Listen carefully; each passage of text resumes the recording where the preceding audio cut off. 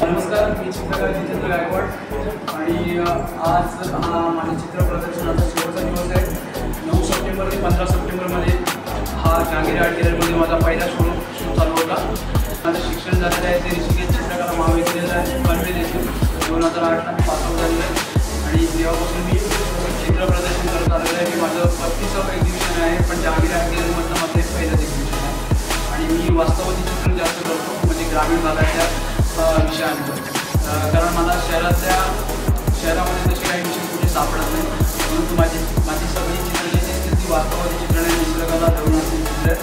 तर ॲक्रेलिक असेल, ऑइल असेल, वॉटर कलर असतील आणि पेस्टल असतील, अशा सर्व माध्यमांमध्ये मी केलेली कामं आहेत. मी जहांगीर आर्ट गॅलरीमध्ये मी सोबत मांडलेले कलारसिकांसमोर. तर आज शेवटचा दिवस आहे. किमान माझ्या या पोस्टमध्ये तुम्हाला माझी चित्र दिसतील आणि आज मला आनंद वाटतो आहे की माझा व्हिडिओ घेण्याकरता एक माझे मित्र आलेले आहेत आणि बाकी हे काय आता पुढे काही चित्र दिसतील त्याच्याबद्दल मी थोडंसं तुम्हाला सांगणार. मुंबईबद्दल सांगायचं झालं तर मुंबई हे महाराष्ट्रातील नव्हे तर भारतातील एक कलेचं माहेरघर म्हणून ओळखलं जातं. म्हणजे सगळ्यात मोठं मार्केट म्हणून ओळखलं जातं. त्याच्यामध्ये जहांगीर आर्ट गॅलरी आणि त्याच्या आजूबाजूचा परिसर एक चित्रकारांसाठी एक महत्त्वाचं स्थान मानलं जातं. कारण आजूबाजूला बऱ्याचशा गॅलरीज आहेत, म्युझियम्स आहेत आणि केंद्रबिंदू मानला जातो एक्झिबिशनसाठी जहांगीर आर्ट गॅलरी. आणि मुंबई मोस्टली मला जास्त का आवडते की मुंबईमध्येच माझे सगळे ड्रॉइंग मटेरियल मुंबईतूनच घेतो. माझे कलाकार असते की मुंबईमधूनच जास्त आहे विषय. तर मला प्रत्येक कलाकाराचं स्वप्न असतं की मुंबईमध्ये चित्र ते आहे. तर मुंबईचं ॲक्च्युली माझं खूप छान आहे. मुंबई माझ्या घरापासून सुद्धा जवळ आहे आणि माझ्या मनाला एकदम. तुम्ही तुमच्या स्टाईलबद्दल जरा काहीतरी सांगाल सर? माझ्या शैलीबद्दल सांगायचं झालं तर मला वास्तवादी चित्रण करायला जास्त आवडतं आणि थोडंसं स्टाईलचा वापर किंवा जाड कलर पेंटिंग्सवर जास्त लावायला आवडतात कॅनव्हासवर, कारण त्याच्यामुळे चित्राला डेप्थ येते चांगली आणि म्हणजे थोडं 3D इफेक्टसारखं होतं. आणि चित्राच्या स्टाईलबद्दल झालं तर माझी सगळी चित्रही ग्रामीण जीवनावरची आहेत, पण मला सगळ्या माध्यमामध्ये काम करायला आवडतं. म्हणजे जलरंग असेल, ॲक्रिलिक असेल, ऑइल असेल, पेस्टल असेल, कलर पेन्सिल असेल किंवा ब्लॅक अँड व्हाईट पेन्सिल. समोर जे चित्र दिसतं आहे हे बुद्ध आणि येशूचं आहे, म्हणजे जे मेडिटेशनचं प्रतीक आहे. त्याच्यामध्ये जे कलर्स वापरले ते देखील शांत असे डोळ्याला शांत वाटणारे कलर्स आहेत आणि कंपोजिशनमध्ये आहे. तुम्ही बघा बुद्ध हा शांततेचं प्रतीक आहे आणि मला माझ्या प्रत्येक चित्र प्रदर्शनामध्ये एकतरी बुद्धांचंच पेंटिंग्स असतं. तर ते मी माझ्या या शैलीमध्ये वेगळं म्हणजे या इतर जी चित्र बघितली ते तुम्ही सगळी वास्तवादी बघितलेली आहे, परंतु हे एक मात्र चित्र जे कंपोजिशनमध्ये आहे आणि माझं आवडतं चित्र या चित्र प्रदर्शनामध्ये.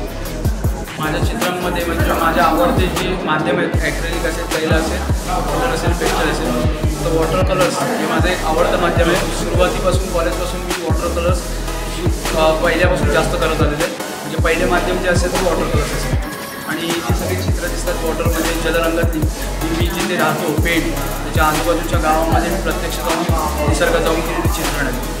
तर वॉटर कलर्समध्ये काम करणं जसं डोळ्याला दिसून मला सोपी वाटत असतील तरी इतर सगळ्या माध्यमांपासून ती सगळ्यात कठीण माध्यम आहे.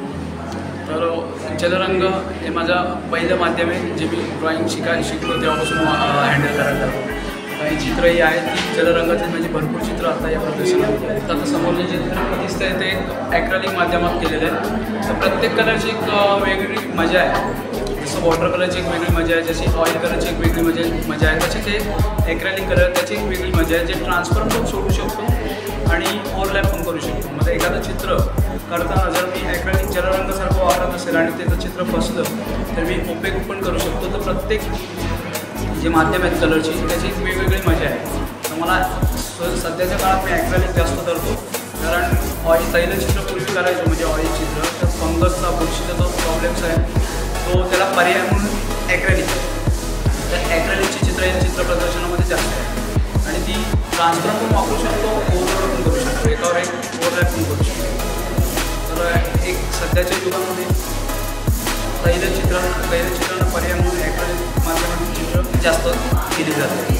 ॲक्च्युली मार्केटच्या बाबतीत सांगायचं झालं, प्रत्येक चित्रकार काही अमूर्त चित्र तयार करतात चित्रकार किंवा म्हणून त्याला ॲबस्ट्रॅक्ट म्हणतात. काही चित्रकार कंपोजिशनमध्ये जास्त चित्र तयार करत असतात, काही वास्तववादी चित्रण करत असतात. तर प्रत्येकाचा एक चाहता वर्ग वेगळा आहे. मी सुरुवातीपासूनच वास्तववादी चित्रण करत आलो म्हणजे रिअलिस्टिक. 2009 नंतर मी आत्तापर्यंत 35 एक्झिबिशन्स केले. तर माझा जो चाहता वर्ग आहे तो वास्तववादी चित्रण आवडणारा वर्ग आहे आणि मला असं वाटतं माझ्या वास्तववादी चित्रांमध्ये ॲबस्ट्रॅक्ट पण दिसतात. तुम्ही पाहू शकता, हा जो कॉर्नर बघितला तर हा ॲबस्ट्रॅक्ट होऊ शकतो. तर असं काय नाही, सगळीच चित्र चांगली आहेत. ॲबस्ट्रॅक्ट असेल, कंपोजिशन असेल, तर प्रत्येकाला ज्याला कोणाला आवड ज्या माध्यमात आहे त्या माध्यमात तो चित्र तयार करत असतो. तर एखादं चित्रकाराला ॲबस्ट्रॅक्ट तयार करायचे असतील तर त्या सुरुवातीपासून त्या प्रवाहात वाहत जातो आणि मग तो ॲबस्ट्रॅक्ट करायला लागतो, कारण त्याला त्याच्यात आवड निर्माण झालेली असते. तशीच मला आवड वास्तववादी चित्रणामध्ये आहे. मला माझ्या चित्रामध्ये कंपोजिशन पण दिसतात, ॲबस्ट्रॅक्ट पण दिसतात आणि वास्तववादी चित्रणही दिसतात. तर ग्रामीण भागातून एखादा चित्रकार येत असतो तर त्याला चित्र प्रदर्शनासाठी भरपूर खर्च पडतो, कारण तिथून येणारा फ्रेमिंगचा खर्च असेल, त्याच्या चित्र तयार करण्यासाठी मटेरियल्स असतील, ऑइल, रंग, तैलचित्र असतील, ॲक्रेलिक असतील, वॉटर असतील, तो घेण्याचा खर्च, एक्झिबिशनचा गॅलरीचा खर्च जो 7 दिवसाचा पण भरपूर असतो.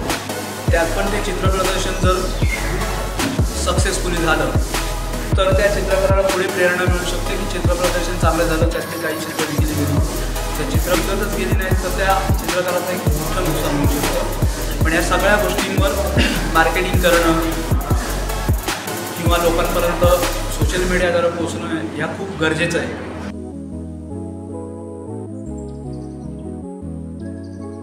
My name is Priyanka. करायला सुद्धा आणि पाहायला सुद्धा. त्याच्यामुळे मी नेहमीच आर्ट गॅलरीमध्ये व्हिजिट करत असते. वेगवेगळ्या आर्ट गॅलरी आहेत, पण सगळ्यात जास्त तुम्हाला माहीतच असेल जहांगीर आर्ट गॅलरी. तुम्ही पाहतच आहात एवढं रिअलिस्टिक वर्क केलेलं आहे इथे. ज्या प्रकारे स्ट्रोक दिलेले आहेत, कलर अप्लाय केलेले आहेत, लाईट डार्क टोन दाखवलेले आहेत, खूपच सुंदर आहे. सगळ्याच पेंटिंग एवढा सुंदर आहे की त्या एवढा रिअलिस्टिक. मला सगळ्यात जास्त रिअलिस्टिक पेंटिंग आवडतात. अमेझिंग आहे पेंटिंग, खूप आवडलेलं आहे. मी ग्रॅज्युएशन कंप्लीट करून पेंटिंगचा कोर्स केलेला आहे. आर्ट टीचर डिप्लोमा कला विद्यापीठ गिरगावमध्ये आहे. मला पुढे फाईन आर्ट सुद्धा करायचं आहे. खूप इच्छा आहे की आर्टिस्टच बनावं, पण सुरुवात आर्ट टीचरपासून केलेलं आहे. सगळ्यांना शिकून स्वतः शिकायचं. आर्टिस्ट बनणं सोपं नाही आहे. जेवढं आपण काम करू पूर्णपणे स्वतःला त्यामध्ये गुंतवू तेवढं आपल्यासाठी खूप चांगलं असतं. आर्टिस्ट बनण्यासाठी खूप कष्ट आहेत की मी ॲक्च्युली स्वतःहून नाही सांगत आहे. मी खूप साऱ्या आर्टिस्टना भेटली आहे, त्यांचं स्ट्रगल विचारलं आहे त्यांना. त्याच्यानंतर त्यांनी किती काम केलेलं आहे त्याच्यामध्ये. एखादी पेंटिंग आपण बघतो, वाव सुंदर आहे, 2 मिनिटमध्ये आपण निघून जातो, पण त्यामागे त्यांनी किती काम केलेलं आहे हे सुद्धा खूप महत्त्वाचं असतं. एक पेंटिंग एका दिवसात, 2 दिवसात, 2 महिन्यात होत नाही. त्याच्यामागे खूप स्ट्रगल असतो, खूप विचार असतो. त्या कलर अप्लाय कसे करतात, त्याचा टोन कसा असतो, सगळ्या गोष्टी त्यांनी त्याचा अभ्यास केलेला असतो. त्याच्यामुळे आर्टिस्टचं स्ट्रगल खूप जास्त आहे, हे मी नक्कीच सांगू शकते. थँक्यू. अनुभवतील चित्रकारांना मला सांगावंसं वाटतं की सोशल मीडियाचा पण चांगला वापर केला पाहिजे. छोटे छोटे ग्रुप शूट केले गेले पाहिजे की जेणेकरून तुमच्या ग्राहक क्लायंट्सची लिस्ट वाढत जाईल. आणि त्याच्याकरता भरपूर स्ट्रगल आहे सुरुवातीच्या काळात. सर्व गोष्टीचा काटेकोरपणे मार्ग